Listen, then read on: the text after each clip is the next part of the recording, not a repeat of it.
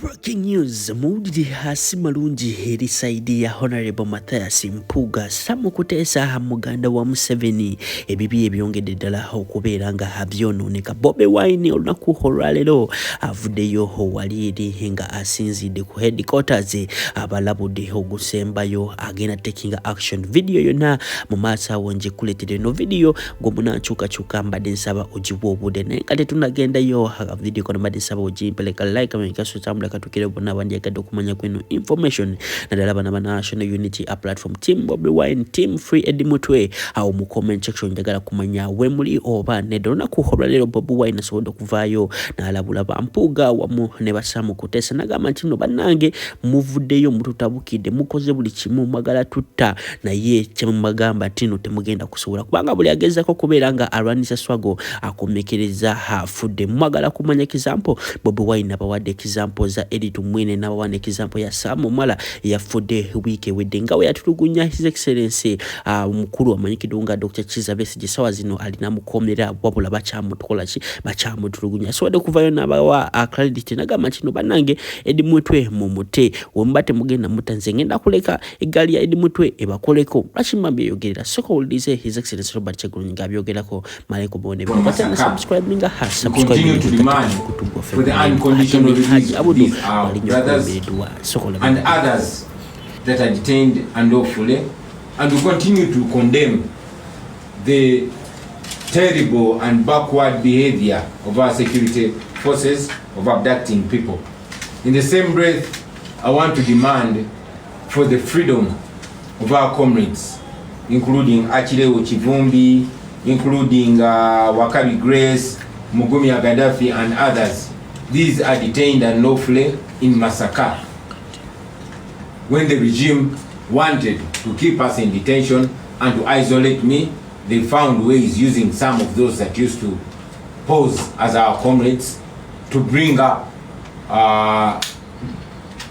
bogus charges against our comrades. We demand for their release. Secondly, many of you saw the day before yesterday when the military surrounded this our headquarters ahead of a press conference by the youth belonging to the National Unity platform to launch an effort to win the soon coming youth elections. Now, in a country that masquerades as a democracy, it should be shameful for the military and police to be playing partisan politics, to come and surround our headquarters without any moral or legal reason whatsoever. But again, it should go further to show us the kind of impunity that we are living under and how much we must fight to free ourselves. You, the journalists, recently were beaten and will be beaten again and again and again until we are free, so that everybody and anybody can practice their profession and calling in peace and with dignity. Finally, I want to make a comment on the recent happenings in this our country.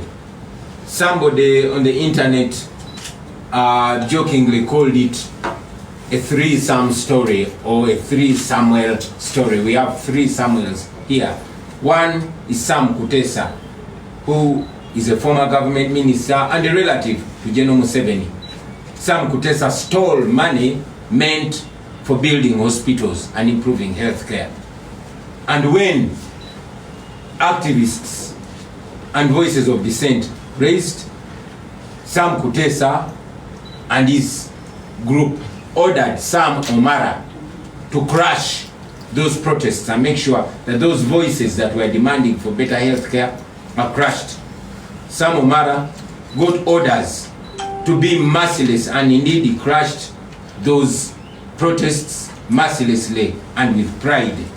You can go back and see the videos and pictures of how brutal and ruthless he was to Dr. Besigye and the walk to work protests.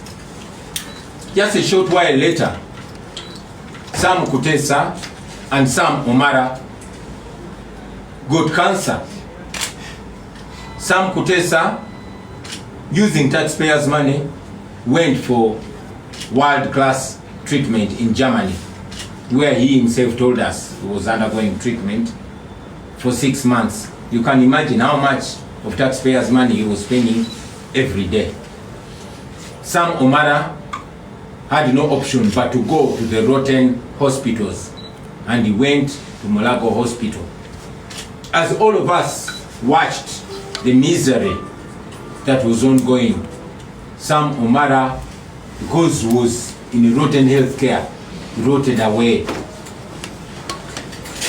I can imagine what was going on in his mind when he's lying in those smelly hospital wards, where he had to buy his own gloves, buy his own medicines.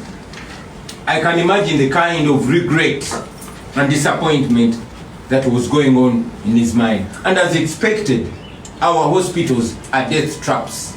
Sam Omara died of cancer at 60. But again, as is expected, where there's better health care, Sam Kutesa at 80 survived the cancer. And on the same day of the death of Sam Omara, Sam Kutesa came back and built, yes, your guess is as good as mine. Hospitals can wait. What was important to him is to build a church. But that is not the end of the story. There's a third Sam. This is not even a Ugandan. His name is Sam Leeds. He was a British tourist who came to Uganda. He got an accident in Uganda, and thankfully he survived. But as any moral thinking person, this third Sam saw it necessary to return back the love in Uganda where he survived and build a hospital that is not expected to treat him again or his relatives or his friends, but because that is the moral thing to do. Now, that is this ironic story of the three Sams, the three Samuels. What does this teach us? This teaches us that the small group of people that is using us, especially those our brothers and sisters in uniform, to crush any voice that demands better, is always going to be on the